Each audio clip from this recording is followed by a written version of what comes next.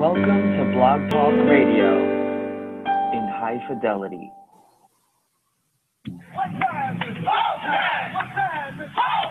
Broadcasting from Cincinnati, you're listening to the Ringside Reporter podcast. All the news from the world of boxing right here. Well, I'm talking to you the way I want to talk to you. Now, here's your host, Eric Lorda.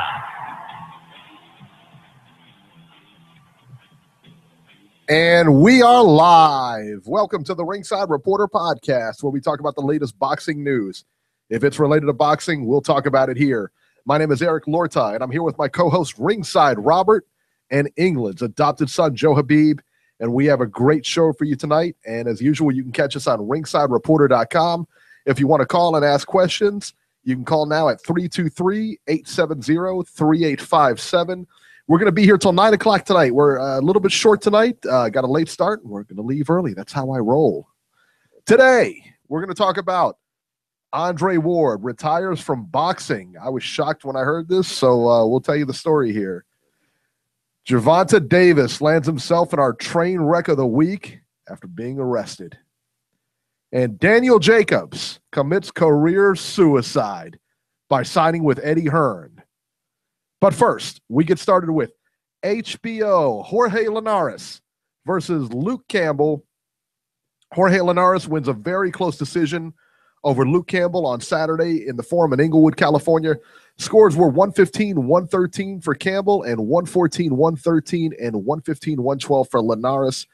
Razor-thin decision. Luke Campbell was knocked down in the second round, and that would prove to be the difference in the fight. It was a good combination that put him down too. Linares seemed to win about three. He looked like he won about the first 3 rounds. Campbell started coming in a little bit slower, but over the course started evening. Started leveling the playing field and everything. Campbell fought very well. I don't understand people that thought like Luke Campbell was coming in here for like it's going to be like a squash where Linares is just going to roll over him. Kind of looked like that early, but certainly didn't end up like that. I thought Campbell was going to win this fight, man. I thought he had a real shot at winning this fight before he came in. Beeb, what were your thoughts on this main event here? This fight was a firecracker of a fight. I thought it was very competitive in spots. Big thing here was the great advantage in hand speed from Linares, and I thought he had a little bit more pop in his shots. But the good thing that Campbell was doing was he kept the jab going. He never abandoned the jab. He used it as a defensive weapon as well as an offensive weapon. So even after he was getting hit with shots, he kept, touching Linares to try to keep him off balance a little bit and offset that speed a little bit and, stop him from being so aggressive. And another good thing that Campbell did was he did not allow his back to stay up against the ropes for too long. He tried to keep this fight in the center of the ring for as long as he could. And, he was just throwing shots to basically scoring blows. Every now and then, he would step in there with a hard straight left. But a good punch that was really successful for him was that sneaky little check right hook that he was over Linares' jab every now and then. As Linares would cock it back, the right hook would come right over the top of it. So Campbell is definitely a tough competitor. He came to win. I thought he almost did win. I had him losing by the slightest of margins. I had Linares winning 114-113. I thought Linares got a little bit tired in spots, but again, we have to give Campbell credit because Campbell, kept landing those body shots. So even when Linares would roll off a quick, flashy combination, Campbell was still there, landing a shot here and there. Like, in other words, there was in these exchanges, Campbell always, left something, left Linares catching something on his way out after the combination or in between the combination. But Linares was more steady. He fought a more consistent pace, and he landed the cleaner blows and he landed the harder blows, and he was able to push Campbell back. But that's not to say that Campbell did not have his moments. But Campbell just couldn't land that one big punch to turn this fight around, and that was the big difference. If he was able to sit down on his punches a little bit more, or maybe land something to get Linares' attention to stop that momentum, then this fight could have been a little bit differently. But again, credit Campbell, fought a dogged, determined fight, and I thought he made a good account of himself. And both of these guys made a good impression on me. I you know, at the end of this fight, I said to myself, I'd love to see these guys fight in a rematch, possibly, or I'd just love to see these guys fight, period, against whoever. So it was just a great fight, enjoyable fight. Do you think there'll be a rematch in this fight, or do you think Linares is going to try to get Garcia or whatever? Well, the thing is this: if he can't get Garcia, then why not do this again? Who else could he fight? I would like to see it again. I thought it was a yeah. I mean, both guys. I mean, and Luke Campbell is no joke, man. He can fight. Yeah. What did you think, Robert? Yeah, well, me and Beeb must have been watching the same fight because my scorecard was exactly the same, 114, 113 for Linares. I gave Luke Campbell a real good shot at winning this fight, and the only difference on my scorecard is because of the knockdown. If Linares didn't knock him down in the second round, Luke Campbell wins this fight on my scorecard. You know, I thought it was a real good fight. Campbell got off to a slow start. I don't know if he was nervous because this is his first title shot or what, but you know, the first 3 rounds, Linares dominated. After that, the fight kind of broke out and picked up and was pretty competitive. You know, I would definitely like to see this again. And with Linares winning, he becomes the mandatory challenger for Mikey Garcia if Garcia hangs on to his title that he's got. So that's why everybody's talking about Mikey Garcia. But Mikey Garcia, I don't know if he's delusional or what, because I read an article on Friday. He wants to go after Miguel Cotto. The last fight he had was at 140, and he wants to go 154 and fight Cotto. I don't know if he can handle that much weight. You guys could speak on that better than I can, but I don't think so. Let's talk about that. You know, yeah, let's talk about that for a second. I mean, well, let me ask you this first, Robert. If Linares, like I said, if Linares can't get Mikey Garcia, would you like to see a rematch with Luke Campbell? Absolutely. Absolutely. Realistically, can that fight happen? I mean, yeah, I agree with you too. Yeah. Well, Oscar said in the paper that I read today that he's going to talk to Linares about possibly going up to 140. So I don't know what Oscar's thinking. I think the Campbell rematch is a good thing. So yeah, but De La Hoya is going to do what he wants, I guess. Do you think, all right, let's talk about Mikey Garcia for a minute, because you mentioned something real interesting that he talked about going up to fight Miguel Cotto. Do you think, let's say, even if it was a catch weight at like say, well, let's say he goes up to 154. How does this, I mean, as a fighter going up and down in weight, doesn't that hurt you? Because then he's got to shrink back down to 140. You know what I mean? It's just, he's kind of out of his weight class. Is that good or bad for him? And I'll pose the question to both of you guys. In my opinion, Eric, it's horrible because number one, he's got a real title at 135. If he no longer wants to be at the division, he should give it up. He should focus on 140 and maybe later on move to 147. I mean, his last fight against Broner, he was 140 pounds, and now he's talking about putting on 14 more pounds. That's gaining 17 pounds. From where you won your last title fight. I don't think it's healthy at all. Not a big fan of it either. They must think Cotto is completely shot, or Garcia. When I say they, I mean Team Garcia. They must think that Cotto is completely shot, and he may be past it a little bit, but the guy is not completely shot yet. He can still fight a bit. Gennady Golovkin slipped, Cotto slipped, but these guys are not anywhere near being shot.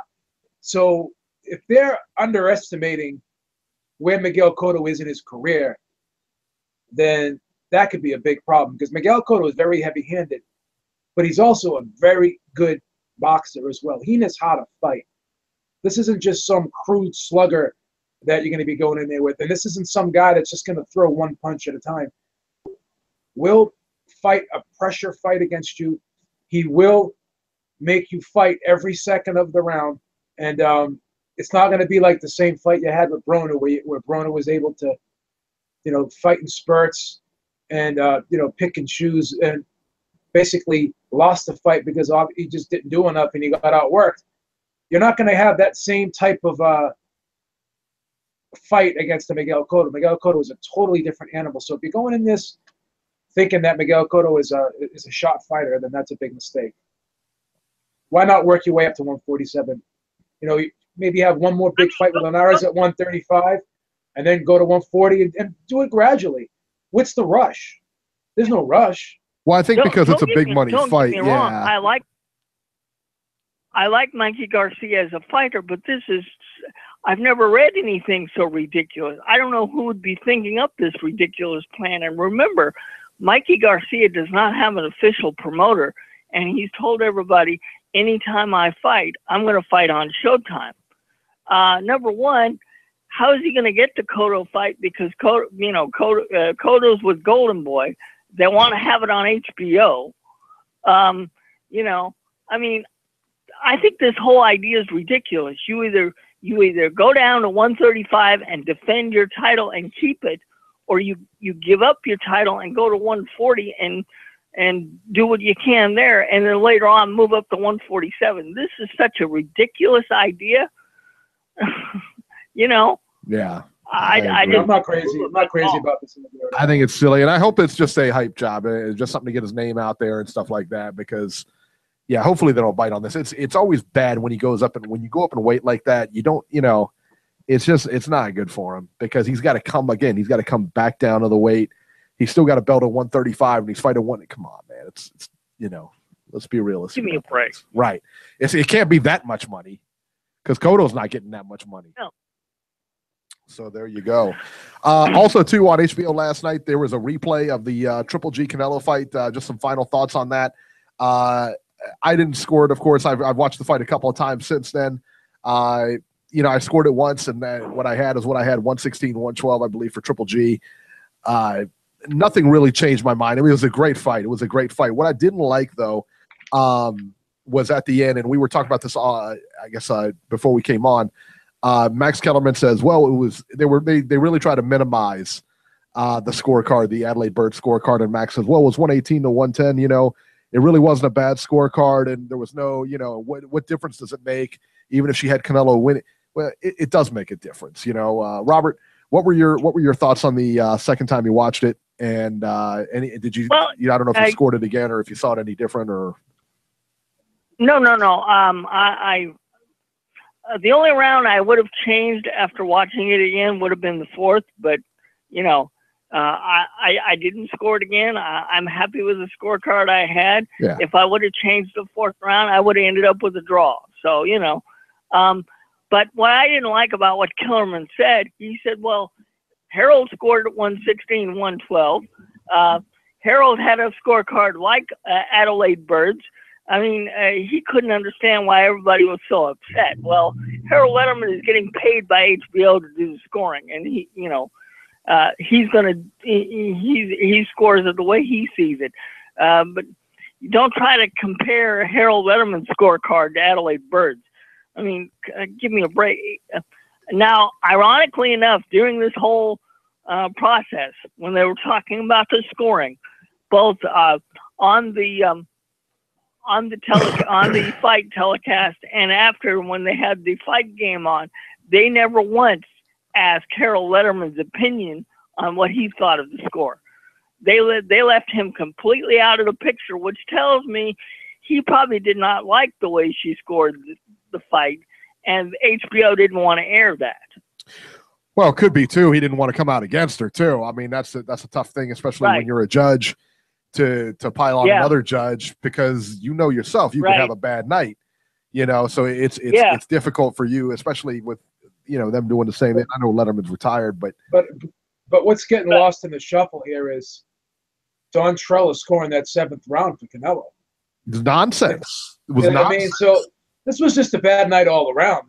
There was scoring errors galore. Yeah, that was the most decisive round for Golovkin, and Don Trella scores it for Canelo. Come on, man. Yeah, so, I know. So Kellerman's wrong, because if this fight was scored properly, then Golovkin would have won. But again, I don't hate the draw. That's right. I'm not against anyone saying, okay, I gave Canelo the first 3 and I gave him the last 3, or I gave him the first 3 and I gave him 2 of the last 3, and maybe I gave him the 4th, or I gave him the 9th or something like that. I don't know. But I thought rounds 5 through 8 pretty much were clear Golovkin rounds. If you want to give Canelo's 6 rounds, you want to give him 7 rounds. I disagree, but I don't hate it. You know what I'm saying? It's not egregious. Yeah. But yeah, given Canelo the 7th round and this 10-2, I mean, let's just call it for what it is, and not even try to minimize it in any way. Because anyone trying to minimize it, they sound ridiculous. It's almost as bad as, it's almost like, Nevada decided, you know what, we're going to score it this way so we can make some more money in the rematch. That's almost what it looks like. With Don Trella giving Canelo the 7th round and Adelaide Byrd having her card the way she had it, it's almost like they went into it. Well, we're going to make sure that we get a rematch out of this so Las Vegas can make more money. You almost, when you look at it, and Beeb, you're right. I mean, when you look at it, you're almost like, more irritated with Trella's scorecard. I am. Because that 7th round was so clear. And so clear. Adelaide Byrd, I mean, she scored at 10-2, and it's like, what are you doing? But Don Trella, like, dude, you gave him that 7th round. That was the round. There's no way, in my opinion, it's like, I don't know how you could have gave Canelo that 7th round. I mean, even Byrd got that one right. And from my understanding, nothing's going to be done about it. They're still sticking to the story that she had a bad night. So she had a bad. What about Trella? Trella had a bad night too. Nobody says nothing about it. Yeah, I think he had a horrible night too. Yeah. Yeah, I mean, I think that like I said, I mean, when you start looking at this and you start if the conspiracy theories and everything, you start thinking about that, and you're like, well, I'm more apt to look at Trella's card because he at least kept it close. Yeah. Yeah. I don't know. It is what it is. That's it. Nothing you can do, and hopefully they'll agree to a rematch in May. But I don't know. I don't know. We'll see. The World Boxing Super Series was also this weekend. Yunier Dorticos versus Dmitry Kudryashov. The fight took place stateside in San Antonio, Texas, and absolutely zero coverage in the United States. Zero TV coverage. The World Boxing Super Series is well into the tournament. 0 fights. 0 have been televised. This is for the Muhammad Ali Trophy. The winner gets, I don't know, what is it, $60 billion or something crazy. They get a big sum of money. This big tournament is going on. Absolutely nobody knows about it because they're not televising it. I don't understand. And I guess, Robert, you said that some TV deal, you were talking about it last week. The TV deal with Showtime fell out of place because, they didn't get paid. That tends to happen. They didn't get paid. Yeah. They didn't get paid, so they pulled out. Yeah. Thank you, Richard Schaefer. Yeah, right? Yeah. Yeah, so don't know what to say about that. But I did see the fight. I believe it was on Facebook Live, and then you can catch it on YouTube and stuff like that. I tell you what, Dorticos looked really good in this fight. He really impressed me. The fight ended in the 2nd round with a monster right hand that caught Kudryashov flush on the chin. He beat the count, but was clearly in no condition to continue. The fight was shown on Facebook Live. I tell you what, this started as a great idea, but with lack of coverage, man, this is really falling apart here. But back to the fight here. Dorticos hit this guy with a solid right hand. He squared up, busted him right in the jaw. I mean, it's just picture perfect. I mean, it was like a textbook right hand. And laid him out. I mean, just sprawled the guy out, man. It was amazing. He looked really good in this fight, man. I was very impressed with him. We will hopefully see him again. Hopefully we'll see him on TV, and I don't have to go look him up on YouTube. But there you go. So Dorticos advances in the tournament that absolutely nobody is watching. Across the pond. I was going to say, I can't blame Showtime if you don't get paid. If you make a deal, but yet you don't get the financial thing you're promised, I don't blame them for backing out of it, Eric. I blame this all on Richard Schaefer. Right. What do you think? They're for the love of the sport? They're trying to get paid, I mean, no, they're not going to, exactly. You're 100% right, man. Yeah, if they don't get paid, then, yeah, I don't blame. I wouldn't post it either, Right. Across the pond in Manchester, Joseph Parker versus Huey Fury for the WBO Heavyweight Championship. Joseph Parker beat Huey Fury via majority decision on Saturday night in Manchester, England. Parker was the aggressor throughout the fight. However, he didn't really land many effective shots. He had a lot of trouble cutting off the ring. And when I say a lot of trouble cutting off the ring, means he couldn't cut off the ring. He had trouble landing some meaningful shots. Fury, let's face it, doesn't do much either. I mean, he stayed on the outside, used his jab, but landed really nothing meaningful. Let's put it this way. It wasn't the most exciting fight you'll see. It's fight the American Medical Association would love. Final scores for the fight were 114 a draw, 118 to 110 on 2 cards for Joseph Parker. After the fight, Huey Fury's promoter, Mick Hennessy, said he's going to file an appeal on the decision. He talked about it on TV on BBC 5. He said that this is corruption at the highest level in boxing. I thought it was an absolute masterclass, shades of Ali. Parker wasn't even in the fight. One of the worst decisions I've ever seen. And I'm here to tell you, Mick Hennessy, you are 100% wrong, my man. And hopefully it doesn't cost any money to file an appeal because you're going to lose that. Beeb, you saw the fight. What did you think of this? Let me see if I can pull up my scorecard here, because I vehemently disagree with Mick Hennessy, because I scored this fight 116 to 112 for Joseph Parker. I think Fury did okay with the jab and spots. Once in a while, he landed an uppercut.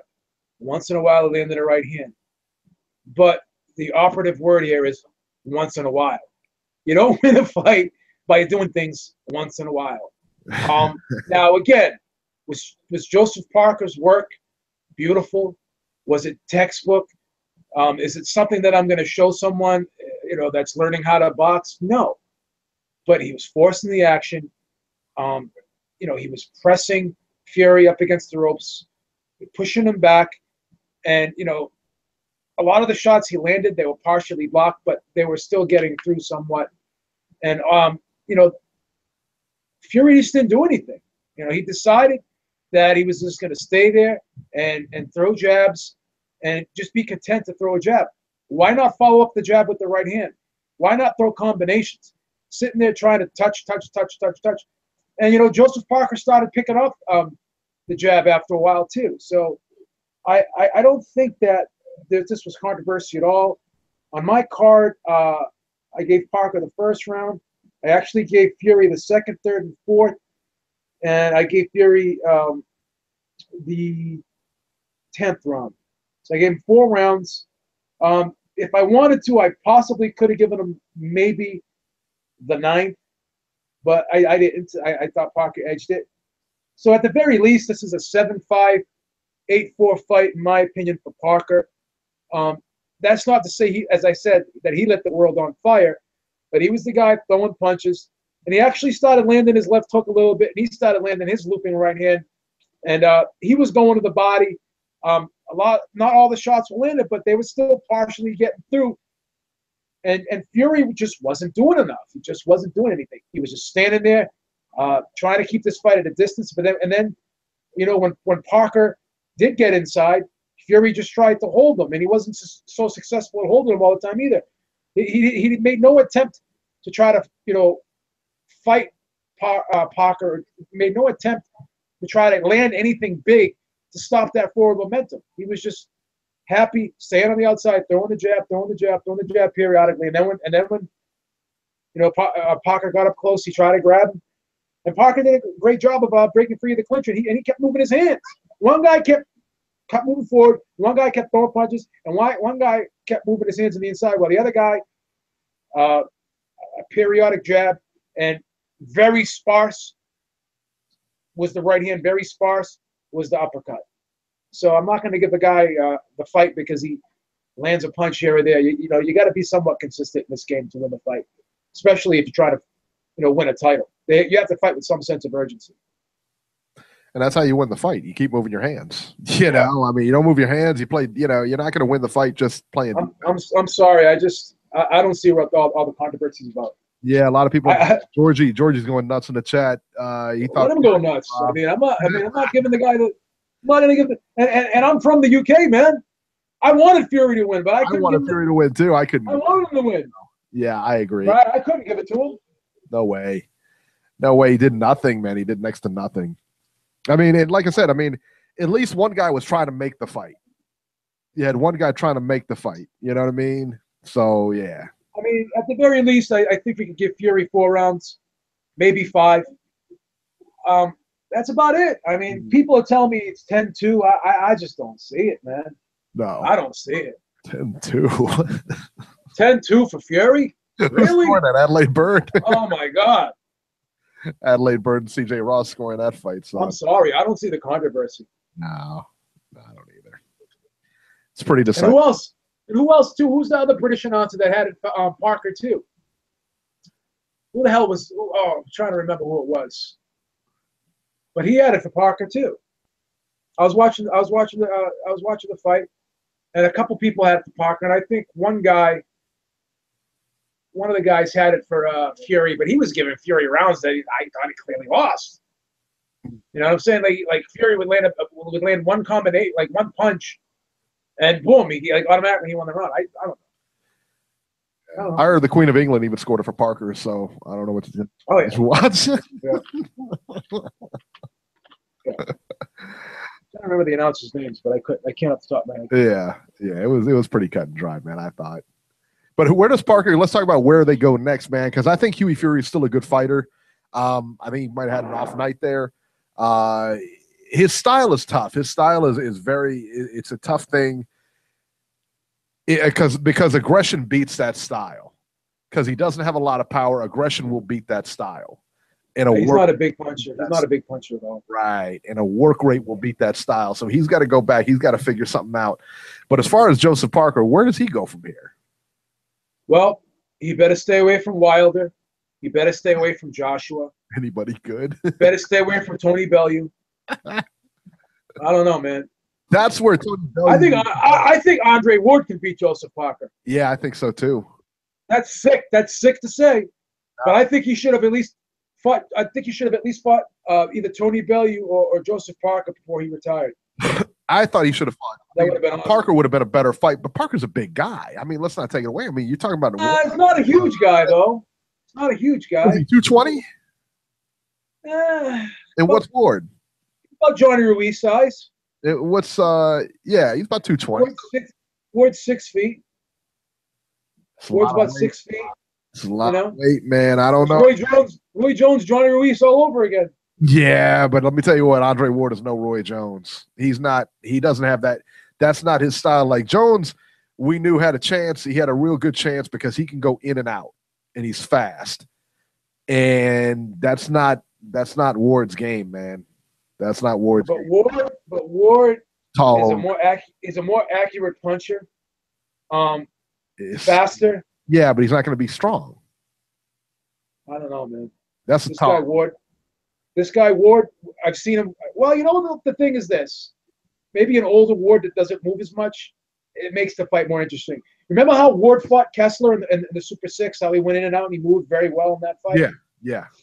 He'd have to employ that type of style against Parker, and I'm curious to know or see at this stage of his career if he could move like that, which possibly he may not. So that may make the fight difficult for him. But not only that, weight.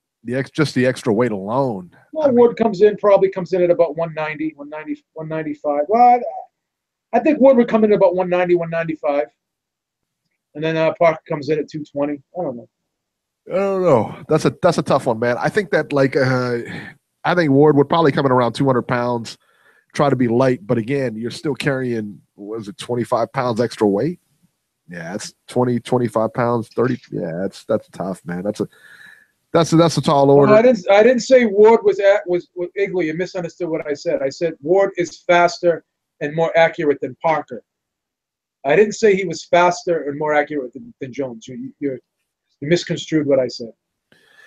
Yeah, I think that that'd be a tall order. But I tell you what, Tony Bellew, I think he beats Tony Bellew, but it's a non-fight though. You know what I mean? It's not a fight that anybody's going to go out of their way to see. And I think that was, and we'll talk about this more later on, but I think that's what, when you talk about Ward and everything like that, that there was nothing there for him. So, all right, let's talk about ESPN main event. Robert, I'm going to ship this over to you. Oscar Valdez versus Genesis Cervania. Valdez wins a unanimous decision, 116-110, and then 119-111 on one scorecard, 117-109 on the other scorecard. So unanimous. Robert, what'd you think of Valdez? I like Valdez, but this is the first fight that I saw him where he obviously needs to work on some defense. He got hit with some shots that he shouldn't get hit with. And in this fight, I don't know if either one of you watched this, but every time he threw a punch, he leaned into it. And every time he leaned into it, that's how he got knocked down in the fourth round. He leaned into his punch. And as soon as he leaned in, the other guy was able to clip him and put him down in the fourth round. And he kept doing that throughout the fight. I guess his mandatory is now, after this win, is Carl Frampton. And guess what? The Jackal is going to have fun with that weakness. If that fight happens, you can mark Carl Frampton as the overwhelming favorite and winner because, boy, he'll expose that all day long. He's a good fighter, but he got lucky here. And I've never seen him look so bad defensively. I guess you guys didn't get to see this. Yeah, I didn't catch this one. No, I didn't catch the ESPN card. I didn't catch the ESPN card at all. I saw highlights of the Ramirez Hart fight. And I saw the Ramirez fight, but I ended up missing the first. And I saw the knockout of Michael Conlon. So if you get a chance to go back and look at this, you'll see it clearly. And he kept doing it throughout the night. He got lucky to come out with a win. And like I said, they kept talking afterwards that his mandatory now was Frampton. Good luck with that. He ain't gonna beat him. All right, so let's talk about the Gilberto Ramirez versus Jesse Hart. Ramirez wins a unanimous decision, 115-112 on two scorecards, 114-113 on the other. Hart was down in the second round. He was hurt pretty bad. He managed to survive the round. Round 4, he was in trouble again, managed to pull it together, get out of the round, and pulled it together, and was able to finish the fight at the end of the day. Just wasn't enough. Beeb, talk to me about Gilberto Ramirez. I know you're a big fan of his. You like what he can do in the ring. You like you like him, man. This was an extremely entertaining fight. This is what you call comprehensive, effective pressure and aggression. You know, Ramirez was throwing that jab to the body, to the head. And this is the thing. You know, you can argue Jesse Hart. You can't even really argue. You could say Jesse Hart's quicker, maybe more athletic, a little slicker, a little craftier than Ramirez. But this is the thing about Ramirez. Ramirez has impeccable timing. And one big aspect of his game that's going to be hard to deal with is the variety of punches he throws and the way he mixes up the attack constantly changes the look. This is a tall, lanky guy who's not afraid to bend his knees and get low and throw that jab to the body and come back up to the head. This is a guy that is not afraid to get inside, work and fight in the trenches, short shots, and you know, be effective on the inside. Now, one thing that I don't like is sometimes when he's on the inside, does it after he throws a combination, he stays there instead of pivoting out or sliding off to the side. That's one little thing he does wrong, and at points in this fight, Jesse Hart made him pay for it. So when he's on the outside, he does move his head pretty well, throws the feints, but again, throws that jab up and down, throws it off speed. And another beautiful thing that he does is he'll change the trajectory of his punch just a tad bit, enough to loop around the guard and thread that needle and get that punch in there. He's not a guy that's going to over accentuate anything he does. His technique is deliberate, and it's to the point, He doesn't wing shots. Throws those straight punches right down the middle. There's no arc or there's no torque in him. And then when he goes to the body, he has just a slight little loop, just enough to get those punches in. He's not like Antonio Margarito throwing those wide swinging blows. And he's not like Ricky Hatton, torquing the punches. This guy may not be the fastest guy in the world, but he's very fluid and he has excellent technique, and he can just, adjust his punches just enough where he can, really open up his opponent and really, you give him that little bit of space and he can adjust that punch just enough to get it through. So he has a wide array of punches that he throws. And this guy is in phenomenal shape, and he was relentless. And this was just a beautiful fight to watch. And take nothing away from Jesse Hart, too. Jesse Hart did some good things here, too. Ramirez was coming forward, and Jesse Hart would kind of slide over, make that little half step to the side, just slip over and come right over the top with his right hand counters. He threw some really good right hand counters in this fight, and he was pretty slick in there. Time dealing with that constant pressure and that constant body attack of Ramirez. But again, he was very slick and smooth towards the middle to the end of this fight with his counters. After a shaky start, the first 3 rounds, I think he was a little shaky. He actually won the first round, but then the second, third, and fourth, and fifth, a little shaky.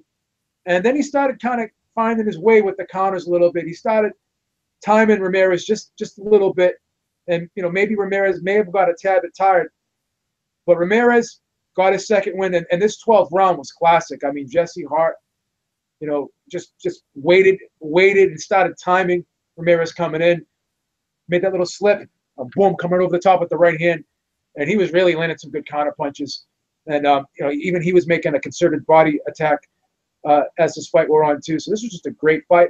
I actually had this fight 7-5, but with the knockdown, I had it 115, 112. Very, very, very competitive fight. Jesse Hart started making the adjustments, started timing the jab a little bit, started timing, Ramirez's forward momentum, and tried to catch him coming in.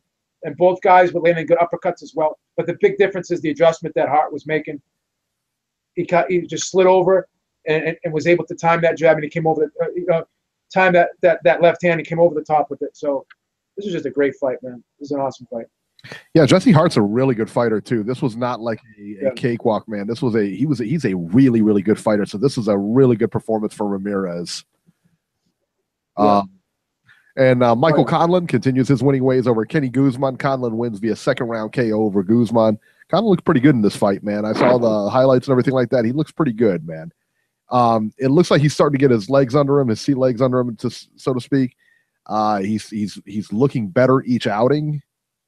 I think he's going to be good. I hope they don't rush him. I hope they give him the time. And he'll be on the undercard of the Lomachenko fight in December. Yeah, they're keeping him busy. They're getting him the right opponents and everything like that. I think that's good. That's what he needs. And he's a project. He's not going to be like a Lomachenko who fights for a title in the second pro fight. He's a project. And as long as they build him up, keep him going, I think he's going to be a champion. I think he's going to be a good one. So that would be really good. Really good stuff. All right, let's talk about the upcoming fights here, and not many to speak of here. So let's go. We have a Tuesday night on the 26th, September 26th, Tuesday from Las Vegas, PBC on Fox Sports 1. Edward Ramirez versus Ledwan Bartholome, 10 rounds featherweights, and Alejandro Salinas versus Dewan View, 8 rounds junior lightweights. On Thursday from Louisville, Kentucky on CBSSports.net, Tokakan Clary versus Broilio Rodriguez, 10-round featherweights, and Duke Micah versus Mario Diaz, 10 rounds bantamweights. Can't wait to not watch that. From Huntington, New York, I don't know if this is going to be televised, but Cletus Selden is going to face Ronald Garrido, and those are welterweights, and Cletus Selden's always a lot of fun. Good fighter. So let's see here. And on December 30th on ESPN Deportes, that's Saturday, right, Robert? Yeah, that's September 30th, not December. I thought I said September. I'm sorry. September 30th, Yeah. ESPN Deportes, Gary Spike O'Sullivan versus Nick Quigley, 10 rounds middleweights. And that'll be on ESPN Deportes. Again, from Latvia, Maris Briedis versus Mike Perez, part of the World Boxing Super Series, 12 rounds for Briedis' WBC Cruiserweight title. Krzysztof Glowatsky is going to be on there versus Leonard Bruziz, and that's 10 rounds Cruiserweights. Again, not televised. World Boxing Super Series, not televised.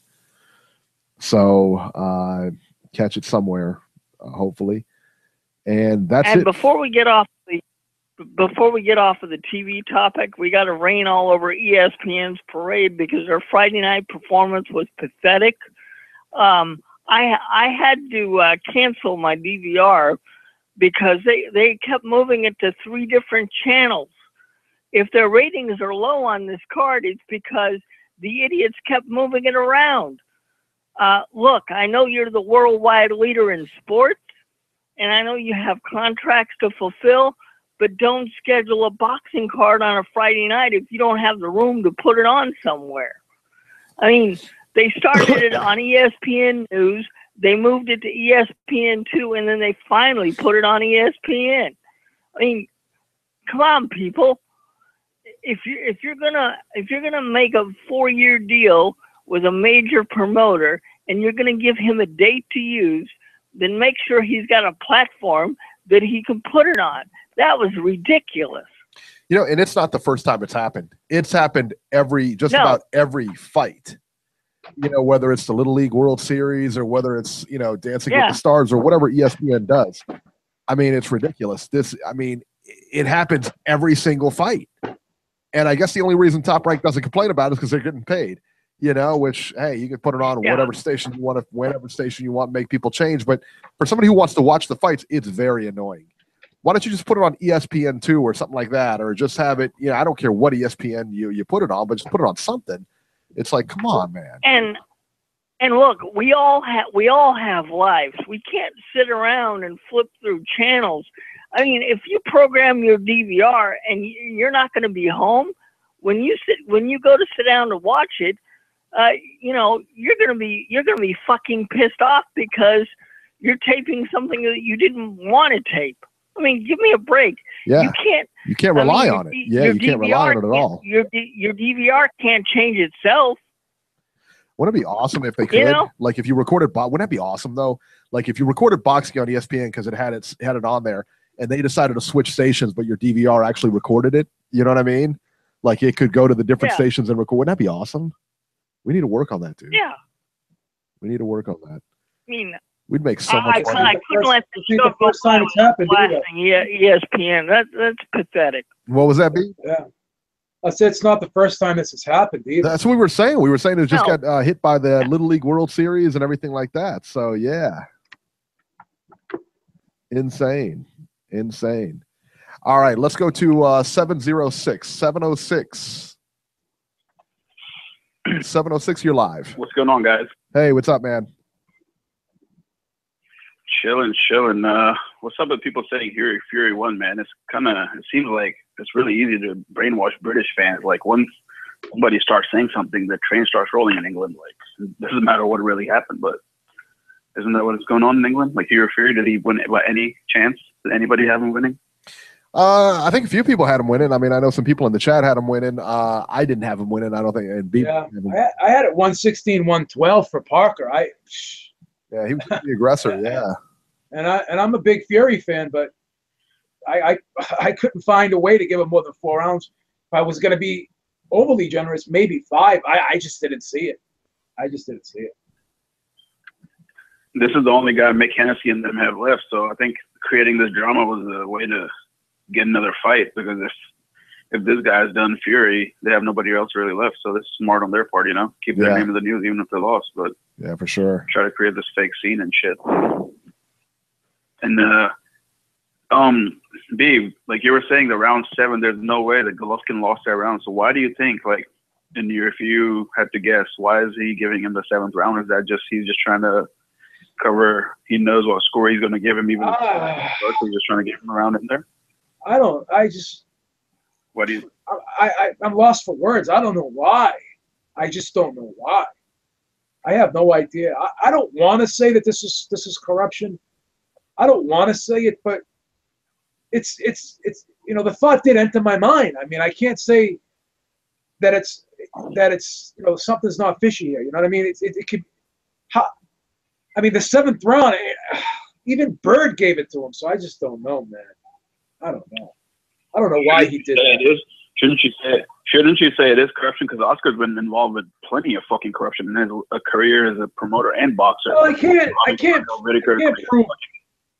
can't prove it. So I don't. I mean, I could suggest that it is. I don't really have hard evidence that it is corruption. But again, obviously.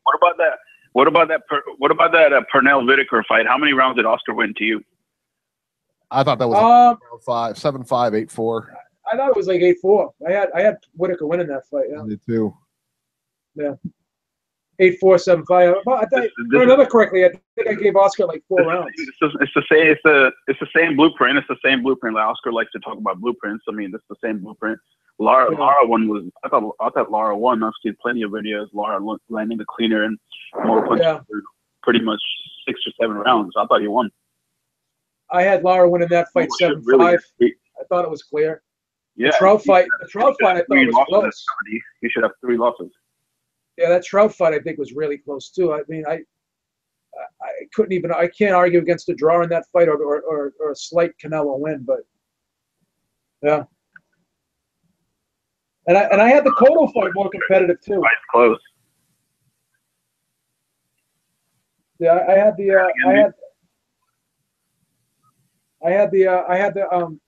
Cotto fight 7-5 for Canelo, but I think the judges scored that 118, 110, 117, 111 too. They had that fight was wide too. I had the Cotto Mayweather fight 8-4 for Mayweather. I don't know why people always say it was so close. That was another one that was kind of. Yeah, I had that fight 8-4 too for Mayweather. Yeah. Yeah. Was I gonna say Daniel Jacobs and Eddie Hearn? Isn't it kind of like when DeGale left Eddie and Frampton left Eddie and they both went to Hearn? I mean, both went to Heyman. I guess this is kind of like a welcome to America gift from Heyman to Eddie. Like, here, take him since you hooked me up with those guys. You let them go, so here you can have one of my guys. That's what it kind of feels like to me. Start out this campaign in America because they always work together. Yeah. Otherwise, there's no way he would just let him go without losing total control. I'm sure Heyman has some say-so on fights and shit. Heyman's not a promoter, though. He can be with any promoter he wants. Heyman's not a promoter. Yeah. That's smart. I think that's smart. But I think they should promote more. This is a Charlo Lubin card. I feel like there's zero fucking promotion. I still don't know what date it is until that's October 14th. October 14th. Yeah, somebody just Igloo.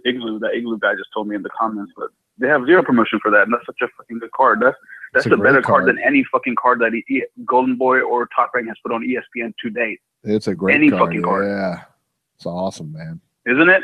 Yeah, I don't know what they're doing. Better cards than that on ESPN yet? Not yet. No. Yep. And they were supposed to be the opposite of PBC. That's what Steve Kim's been fucking shoving down people's heads. Oh, they're going to be the opposite of PBC. Great matchup. Great this, great that. Fucking piece of shit. Well, I'll be interested to see what he says on the Friday night card. And when Tank is like has a kind of a bad fight, even though he won, he's saying, "Oh, the Tank get exposed." And last night Valdez gets dropped, and he didn't look the best. And he's like, "Oh, well," he says, "Valdez is becoming must-watch TV." Like the total opposite. Exactly. You can just see it in the tweets about Mayweather fighters and Top Rank fighters. So imagine if Tank got dropped like Valdez, would he say after that he's must-watch TV, like he said about Valdez? You think? That's okay. Valdez is going to go into Lions Den, and he's going to have to deal with Carl Frampton and good night, Irene. Yeah. Good luck with that. Think so? Yeah, I think so. All right, man. We got to get running here. We're going to get out of here about 9 o'clock. So all right, go ahead. Go ahead. Thanks for calling. Good call as always. All right, let's move on to our news and rumors here.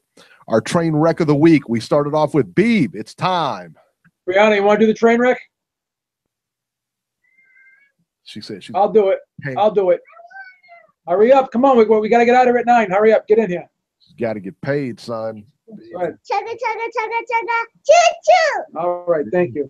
Beeb's gonna have to renegotiate her contract soon. Oh, I don't care if you're in your pajamas. You still got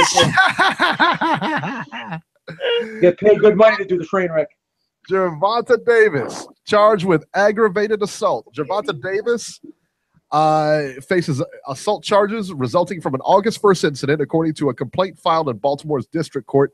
Davis was charged with 1 count of each: first-degree assault, a felony, and second-degree assault. The charges were not filed by police, court records show. A man pressed charges with district court commissioner on August 3rd. The warrant was not served until this week. Davis was released Tuesday on a $100,000 unsecured property bond, the records show. Yeah, Whoa. right. So what is that, 10 grand? That's how it goes, yeah? Yeah. I believe so. If your bond is 100,000, I think you have to pay 10% of that. So it'd be like, Yes. That's right. Yeah. yeah, Yes, I'm sorry. You're correct. Yes. I'd still be in the jail. So 100,000. That means you had to pay 10 grand. I'd come get you, Eric. Don't worry about it. I appreciate that, man. Beeb Industries. We have a little, That's why I rely on this, man. we have an emergency fund at Beeb Industries. An emergency fund at Beeb Industries. So there you go, man. Yeah, not looking good for Gervonta Davis. He's looking like the next Adrian Bronner. I was surprised when I heard this, man. I really was. I don't know what to make of it. I know that Floyd's wanted him to move out to Las Vegas for a long time. He's wanted him to move out of that Baltimore area, stuff like that. Davis doesn't want to, though. So, hey, but if you're going to get in trouble, believe you me, I think him and Floyd are going to have a long talk about him moving out of there. Now, whether it takes or not, I don't know. But this can't be good news. Can't be good news for him, man. Not when your star horse gets in trouble. So, I don't know. The big news this week, man, Andre Ward retires from boxing. This week, Andre Ward announced his retirement from boxing. You can read the entire statement on ringsidereporter.com. I won't read it here. It's kind of lengthy. But thoughts on his retirement, man? No big money fights for him, man. We talked about Joseph Parker, not a big money fight for him. It's cool that if he wins the heavyweight title, but that's a length, man. That's a stretch. But Tony Bellew is not a big fight for him. The second Kovalev fight wasn't a big fight for him money-wise. Third Kovalev fight sure isn't going to be a big fight money-wise. He's already beaten him twice. What else does he need to prove? Listen, I know he won on the scorecards the first fight. We all know Kovalev. We thought Kovalev won the first fight. Except Beeb. Beeb, you're right. You picked Ward, and you got him, and you thought he won. I picked Ward. I thought he lost. But, I mean, it is what it is. I mean, it still wasn't a big money fight. The second fight was not a big money fight. So there's nothing left for him. I mean, there really isn't. I mean, Triple G, he can't fight Triple G. He's too heavy for him. Can't go down in weight, can't really go up in weight. There's nothing there for you. So I think he's picking the right time, man. Do you think he'll stay retired? This is the thing. I think so, because I don't think Stevenson was in a rush to fight him, so that would have been a hard time getting him in the ring to unify. You already beat the best guy in the division twice. Yeah, Stevenson, yes. What else was out there for him? He says his body was breaking down or whatever, or I'm not going to say it was breaking down, but maybe he just didn't want to go through the training camps. He didn't want to keep beating up his body. I don't know the whole story behind that. But one thing I can strongly suspect was, without a challenge out there, he probably had a hard time getting up to train. That's definitely, I think, a possibility. Listen, man, if you get up and you got to run yourself into training and you don't, you're not 100% there, you got to get motivated. Yeah. If you're not jumping out of bed and motivated and everything, man, it's time to go. Yeah. Yeah. And he's got that broadcast job too. So he's already proven that he's a hell of a boxing analyst. I mean, that's what he's going to be doing. If he wants to stay in the game, he's going to be a boxing analyst for somebody, because he does a wonderful job of breaking down fights. Yeah, he's very good. Hell, he could replace Timothy Bradley. He could replace Roy Jones. I don't have a problem with Roy Jones, but Andre Ward does a good job at that. Yeah, I'll be honest with you. No disrespect to Roy Jones. I like Andre Ward doing the commentary better than Roy Jones. Yeah, absolutely. My own honest opinion. Too. And we are very grateful to Andre Ward here over at Beeb Industries, and I'll tell you why. We made a lot of money on that last fight because we also straddled it with the knockout proposition, like I suggested. When you guys were laughing your asses off, I had to peel you up off the ground. You were laughing so hard. But Beeb was laughing the following week because he bet Andre Ward straight, and as he suggested, little straddle with the knockout proposition, and we that was a pretty penny we made that time. So thank you, Andre Ward, for that. All right, let's talk about some sad news this week, man. A career ended this week, man. I really do. A career ended this week as Daniel Jacobs signs with Matchroom Promotions and Eddie Hearn. So he pretty much just signed his career suicide death warrant with Eddie Hearn here. Listen now. Listen to this. Beeb, Let me tell you this. Eddie Hearn is a complete wank. We got Anthony Joshua on Showtime. We got Danny Jacobs on HBO. And we got that Sky deal. We got this boxing game on lock now. We're hitting all the switches. We got HBO, we got Showtime, we got Sky. I mean, what's next? Pretty soon Eddie's gonna have an ESPN deal. Can't sleep on Eddie Hearn, baby. Eddie Hearn is such a wank. Look, the only thing I don't like about these deals, I mean, let's be honest here. It's 2017. It's the 21st century. Should boxers lock themselves into a network deal where their fights can only be shown on one network? I think those days are long gone. It all depends what fights are on the table.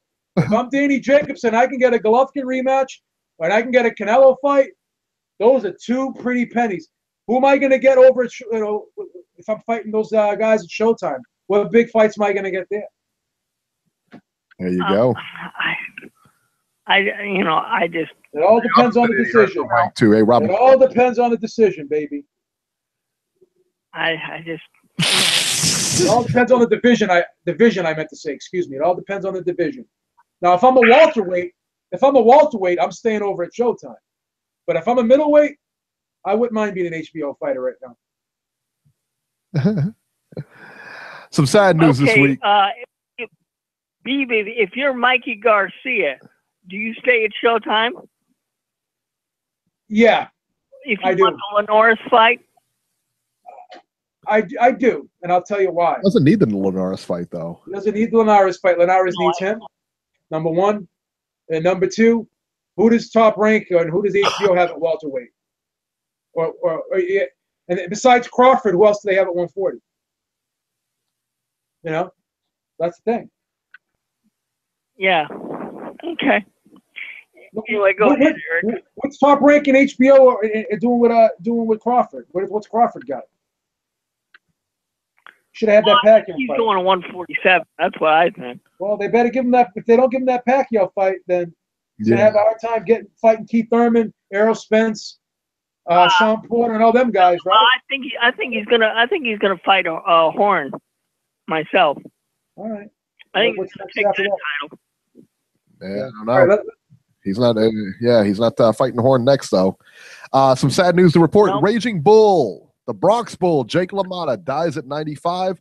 LaMotta passed away this week at the age of 95. He was the former middleweight champion of the world and best known for his fights with Sugar Ray Robinson. LaMotta passed away from complications of pneumonia.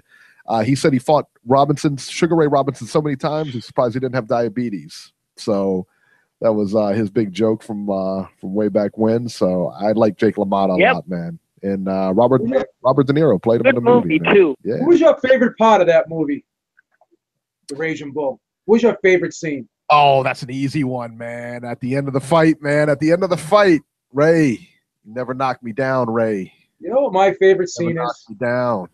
You know what my favorite scene is? Remember when he's at the table and she's cooking him dinner? Yeah. And he goes, he wants the steak, and he goes, bring it over here. Bring it over here. You overcook it. It defeats its own purpose. It defeats. Bring it over here. I fucking love that. Oh, I love that scene. That was the best, man. Oh, the best scene. You never. Bring it over here. You know, if I ever said that to Linda, I'd have a frying pan up my head. You know what was unusual about that movie, guys, is it was made in 1980. Well, you know, most movies nowadays, including back then, were made in color. They purposely made that in black and white to show the time that he was fighting, because if his fights were shown on TV back then, they were all shown in black and white, so they made the movie in black and white. Yeah.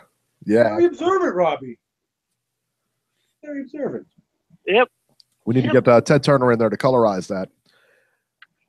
More sad news this week. This happened a couple of weeks ago, from what I understand, man. David Bay, former heavyweight contender, fought Larry Holmes, was killed in a construction accident. He worked construction, and apparently OSHA's looking into it or whatever. But yeah, he was 60 years old, man.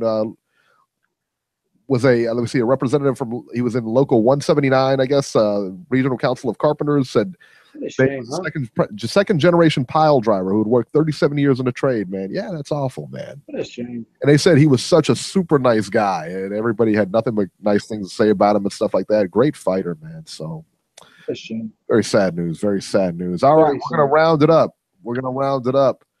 Georgie from the 5-0. Hey, what's happening, people? Save the best for last. My new food. Save the best for last. I see you have your Hughie Fury T-shirt on this week. Go ahead. Jesus Christ. Evilness, no limits, buddy. No limits. Oh my God. I mean, I'm very good friends with the Fury family.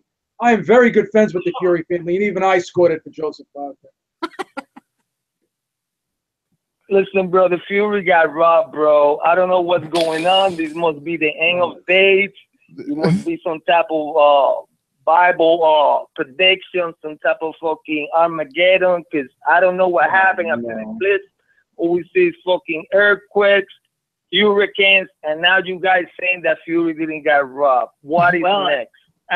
Georgie, I got bad news for you. Joseph Parker is going to have to deal with Anthony Joshua, and that party will be over. Well, yeah. I mean, I was going for Parker. Don't get me wrong. I was going for Parker. I thought Fury was doing an excessive amount of holding. When in the previous fight, a guy got appointed doctor like in the third round, right out of the gate, and Fury didn't even get he didn't even get a warning. That was inexplicable. I just cannot figure that one out. But that being said, I mean, Fury made Parker miss mad punches. And yeah, Parker, caught him here and there. But, man, Fury got robbed. I cannot see. What was your score again, Beeb? I had it 116 and 112 for Joseph Parker. I gave Fury 4 rounds. You give Fury 4 rounds? Correct. Well, good. That's another unsolved mystery going down into history. We're gonna have to leave that one like that. But for the most part, I just don't see it.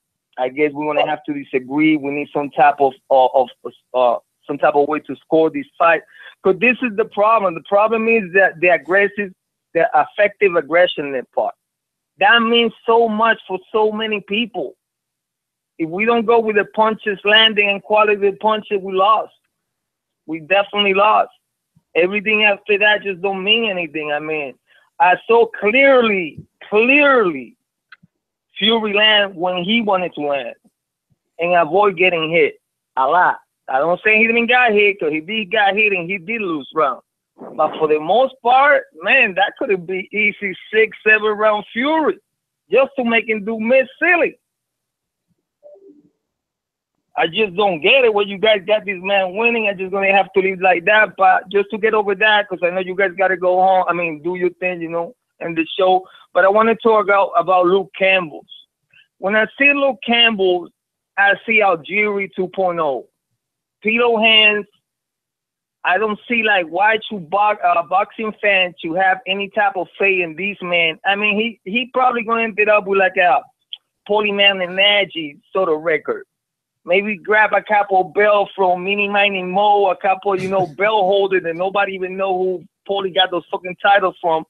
That type of, is this man really worth the investment of watching him? Because power is not on his side. He's seen that speed is not on his side. He already is a big dude for the weight division, so we're moving up eventually in his career. he seemed like that type of stock that you don't want to invest on. So what's your guys' take on Campbell? You don't think he's exciting? You don't think he's a good fighter? I don't want to waste time with him. Oh, I love Campbell, man. You didn't like Campbell? I picked him to win the fight. I thought he was going to beat him. I said he had a shot to win. I think you're wrong about that. I think Luke Campbell has a bright future. It was a competitive fight, and had he not got knocked down on my scorecard, he would have won. Might have been a little soon for him. Wow. It would have been a draw. It would have been a draw, Robbie. It would have been a draw. Because we had it 6-6 in rounds. Fight was very close. It would have been a draw. Ass whipping from round one. I'm sorry, guys, but if you guys saying that Parker landed the hottest shot, everything that Jorge threw at this man was hard shot. From jab to right hand landing at will, everything was hard. Campbell hits with pillow hands. It's like he's there with a duster and dusting furniture with a feather thing, you know? It's just... Can I explain something? If you ain't a combo, because this is how I score cards. If I don't see that you guys land the same right hand and the other guy's right hand is better and harder, man, that's the man winning the round. All right, he's landing the hottest punches. Can I explain one thing? This is a misconception. There's no doubt about it that Linares hits harder than Campbell. But the thing is this. Campbell was still landing some good shots, some clean shots. You know what people watch sometimes? When they see a guy who has really fast hands and he throws punches and he throws combinations, he could be landing similar combinations that his opponent is landing. And maybe his opponent's not as fast. His shots don't look as flashy. So automatically we say, oh, that guy's shots are better. They're more effective. They're cleaner. And I'm going to say this. Campbell landed clean shots last night too. And, you know, they may not have been as quick or as flashy as Linares is. His combinations weren't as, faster. They didn't come off as probably smooth. But he was still putting shots together. He was still landing clean, quality shots. But his shots just don't look as flashy as Linares. So do we give Linares extra credit for that? Now, Linares did win the fight, but the fight was still competitive. The way I think you got a little bit swayed by the speed and the flashiness of Linares, and maybe you're putting a little bit too much emphasis on that. Because that was the same thing when Pacquiao fought Jeff Horn. Now, Jeff Horn, obviously, his work is not going to be as clean, as smooth as Pacquiao's. So people were so focused on how Pacquiao's hands were faster, his shots were cleaner. But, that still doesn't take away from the fact that Jeff Horn was still landing punches, and he was still outworking Pacquiao in spots in that fight. Just because his shots don't look as pretty as Manny Pacquiao's, they're not as flashy, that it's not as eye-appealing, I think people get swayed by that. I really do. Baby, but I'm not talking about speed and looking flashy. I'm talking about brutal power. Like if nobody's seen Campbell ever fight before, and you show 20 boxing fans, they're gonna tell you the same. I believe 90% of boxing fans gonna tell you, listen, this man got no pop. This man got no pop. Yeah. Well, he's definitely not. He's not a one-hitter quitter type guy. There's no question about that. I mean, you do have a point there. If you got no pop, I mean, if you can't hurt your opponent and your opponent dropping you, chasing you around the ring, I mean, baby, it's clear as day. I don't see this close fight. This is a problem that I see. I've seen this a lot in YouTube. It was a close fight. No, it was no close fight. There was a winner. Jorge won clear as day. Anybody insinuated that Campbell could have a decision there, baby, have to be some type of bias. No, I had Linares winning. I had Linares winning. Yeah. I didn't see Jorge not even blinking from this man's shots. Not even blinking. And every time Jorge hit this man on his bicycle and making sure, even when you listen, like you don't supposed to listen to the commentary, but when you listen on the corner, when they focus the camera on the corner, you seen the Cuban dude. I was listening to the Cuban dude. He was his training. He was like in emergency mode. He was like, "Yo, be first, move your legs, move." They knew that it was getting beat. They knew it clear as day. And when I see people, because we call this a close fight, then boxing is dead. If that's a close fight, then anything is close. Then whatever this man just said, then it will go. If we got that fight, which is as clear as day, that Jorge whip him, then I don't know what to say, bro. Then this is something so wrong with boxing that it's laughable.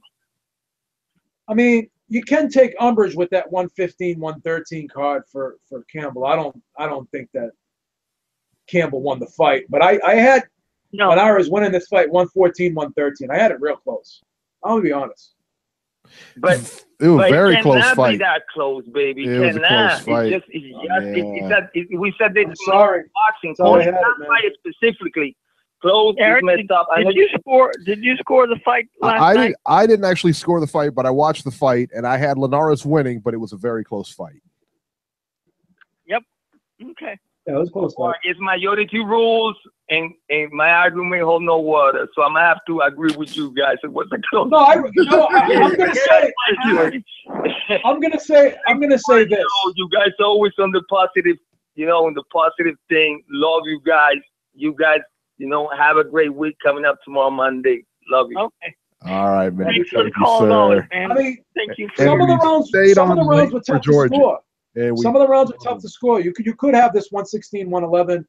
It's not out of the realm of possibility that you could have had it a little wider from Linares. Some of the rounds were close. Yeah, they really were.